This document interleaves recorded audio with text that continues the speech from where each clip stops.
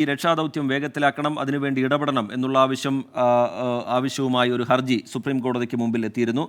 പക്ഷേ ആ ഹർജിയിൽ സുപ്രീം കോടതി ഇടപെടുന്നില്ല. കർണാടക ഹൈക്കോടതിയെ സമീപിക്കുന്നതാണ് ഉചിതം എന്ന് സുപ്രീം കോടതി വ്യക്തമാക്കുന്നു.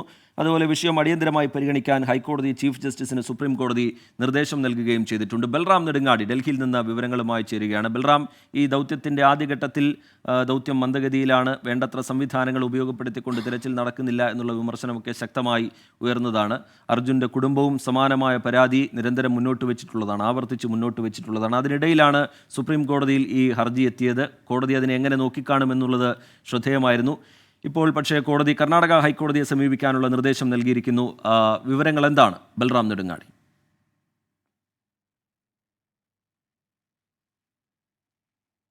റിജിത്ത, ഈ വിഷയത്തിൽ രജിത് സൂചിപ്പിച്ച പോലെ തന്നെ ആദ്യ 4 ദിവസങ്ങളിൽ രക്ഷാപ്രവർത്തനം നടന്നിരുന്നില്ല. കൂടാതെ ഈ രക്ഷാപ്രവർത്തനത്തിനായി സൈന്യം എത്തിയത് 6ാം ദിവസമാണ്.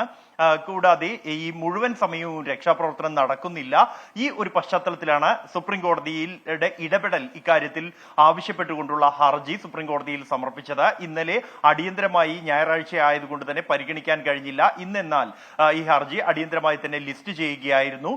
ജസ്റ്റിസ് വിക്രംനാഥ്, ജസ്റ്റിസ് പ്രസന്ന ബാൽചന്ദ്ര വർലെ എന്നിവരടങ്ങിയ ബെഞ്ചാണ് ഈ ഹർജി പരിഗണിച്ചത്. എന്നാൽ ഇത് സുപ്രീം കോടതിയുടെ അധികാര പരിധിയിലല്ല എന്നാണ് കോടതി വ്യക്തമാക്കിയത്. അതുകൊണ്ട് തന്നെ ഈ ഹർജിയിൽ ഇടപെടാൻ കഴിയില്ല എന്നാണ് സുപ്രീം കോടതി ഹർജിയിൽ നിലപാടെടുത്തത്.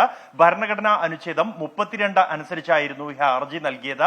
മൗലിക അവകാശങ്ങളുടെ ലംഘനം നടന്നു എന്ന് ചൂണ്ടിക്കാണിച്ചായിരുന്നു ഈ ഹർജി എന്നുള്ളത്. ഒരു വ്യക്തിയുടെ ജീവൻ തന്നെ അപായത്തിലായ ഘട്ടത്തിൽ ആ ജീവൻ രക്ഷിക്കാൻ ആവശ്യമായ രക്ഷാപ്രവർത്തനം നടത്തണമെന്നും അതിനാവശ്യമായ ഇടപെടൽ സുപ്രീം കോടതിയുടെ ഭാഗത്തു നിന്നും വേണം എന്നുമായിരുന്നു ഹർജിയിലെ ആവശ്യം എന്നുള്ളത്. എന്നാൽ ഇത് കർണാടക ഹൈക്കോടതിയെ സമീപിക്കാനുള്ള ഒരു നിർദ്ദേശമാണ് സുപ്രീം കോടതിയുടെ ഭാഗത്തു നിന്നുണ്ടായത്. അതുകൊണ്ട് തന്നെ അടിയന്തരമായി കർണാടക ഹൈക്കോടതിയെ സമീപിക്കുന്നതാണ് ഉചിതം എന്ന് സുപ്രീം കോടതി നിരീക്ഷിച്ചു. കൂടാതെ ഈ ഹർജി അർജുനെ രക്ഷിക്കാനുള്ള ഇടപെടൽ ആവശ്യപ്പെട്ടുകൊണ്ടുള്ള ഹർജി അടിയന്തരമായി പരിഗണിക്കാൻ കർണാടക ഹൈക്കോടതിക്ക് സുപ്രീം കോടതി നിർദ്ദേശം നൽകിയിട്ടുണ്ട്.